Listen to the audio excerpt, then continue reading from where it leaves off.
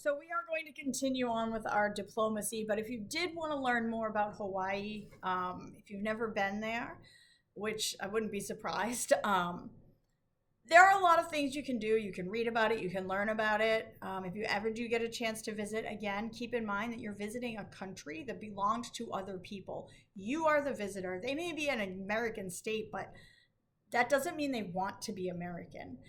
Not everybody, obviously, I'm sure there are people there that do, but there are a lot of Americans there that have taken the land from the native Hawaiians. And, it's one of those things that in US history it gets really deep and complicated. And this is APUSH. We don't have time to really get into all that, although I really wish we did. But if you are interested, Hawaiian mythology tells you about the native Hawaiian tales. It's got stories of Maui and everything in there. This is a pretty good read if you're into what we consider mythology because it's not Christian.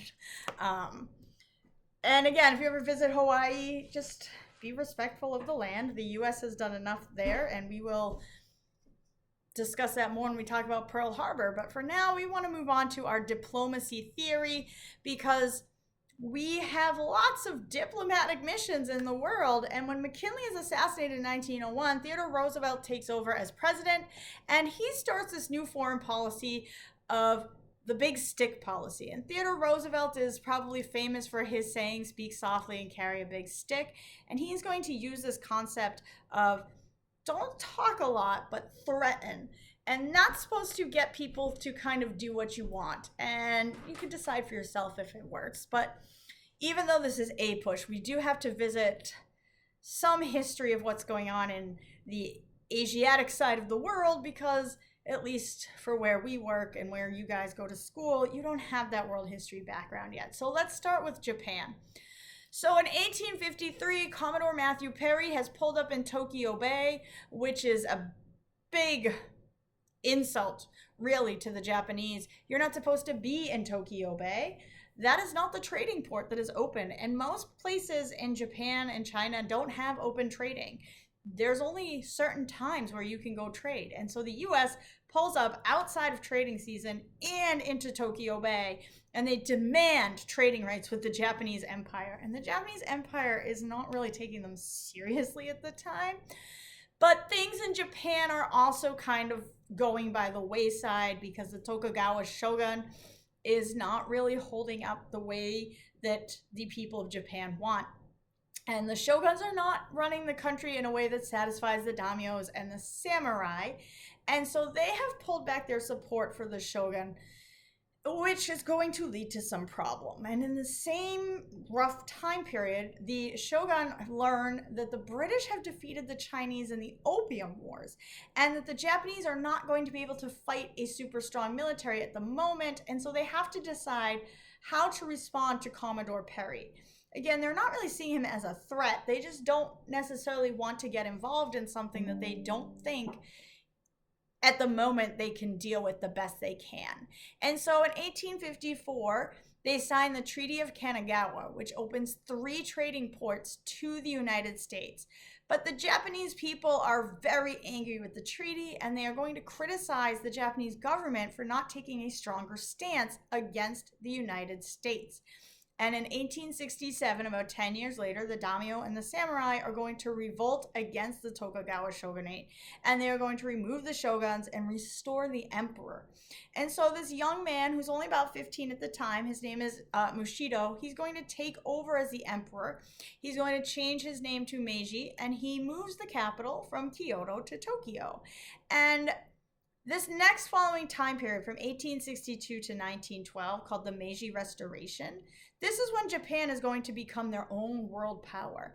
And the emperor's goal is to strengthen Japan. And so he sends Japanese people out into the Western world to learn about their governments, to see how their societies work. And then they come back and they bring this information back to Japan, and the emperor is going to model the new Japanese government after these Western models. But he chooses the German model. He thinks that's the best one at the time. They're also going to write a new constitution that says that all citizens are equal, but that the emperor is higher than everybody else. And then under Meiji, they are going to go to Korea. They're going to force Korea to open their doors to trade and sign an unequal treaty with Japan in 1876. Then they're going to go to war with China over Korea, which they're going to win in 1894. And on this winning, they challenge Russia for power in Korea and in Manchuria in 1904. And when they win, the Western world is shocked because Japan has beaten the Russians. And if a Japanese nation can beat a white nation, then we need to be careful. And so they managed to get a deal here in the United States where the Treaty of Portsmouth will pass, and they are going to gain control over Korea in 1905. And with that, Japan is going to become an imperial power just like the European countries and just like the United States. And Japan will stay an imperial power until the end of World War II. And this is going to change the Japanese-US relations, because that Russo-Japanese War, where we realize that Japan just beat Russia, like, we need to watch out, Roosevelt decides he's going to take matters into his own hands, and he arranges a diplomatic conference between Russia and Japan held in Portsmouth, New Hampshire.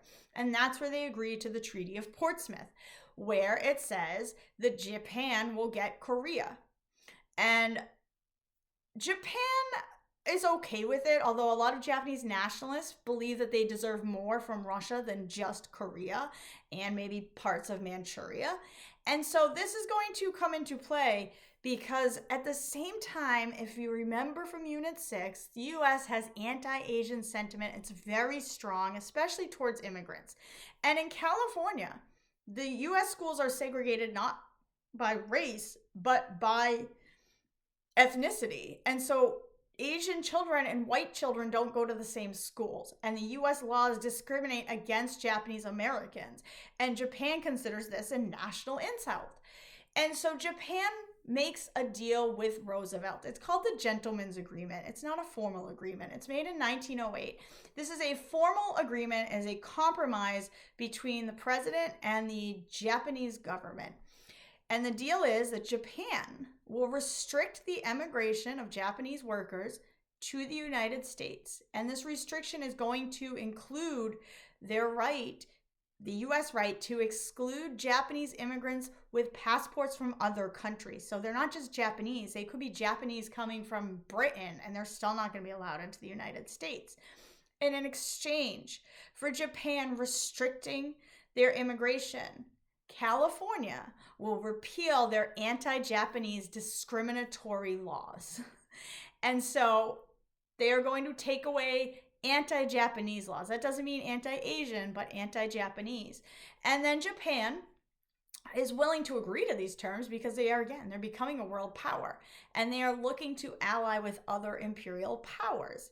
And then finally, we get the Root-Takahira Agreement, where the U.S. Secretary of State Elihu Root and the Japanese Ambassador Takahira pledge mutual respect to each other's nation's Pacific possessions and support for the open door policy in China. So it's basically an agreement here that we will leave each other's Pacific possessions alone. We won't try to attack. We won't try to take them, and that we will together work with each other to trade in China. And again, speak softly but carry a big stick. The U.S. does lean on its naval fleet to encourage Japan to stay friendly with us. Like, you know, we're not going to threaten you outright, but we might send some of our ships over to the Pacific so that you are reminded that this is in your best interest as well as ours. And if you think that that was bad, just wait till you find out what happens to poor China.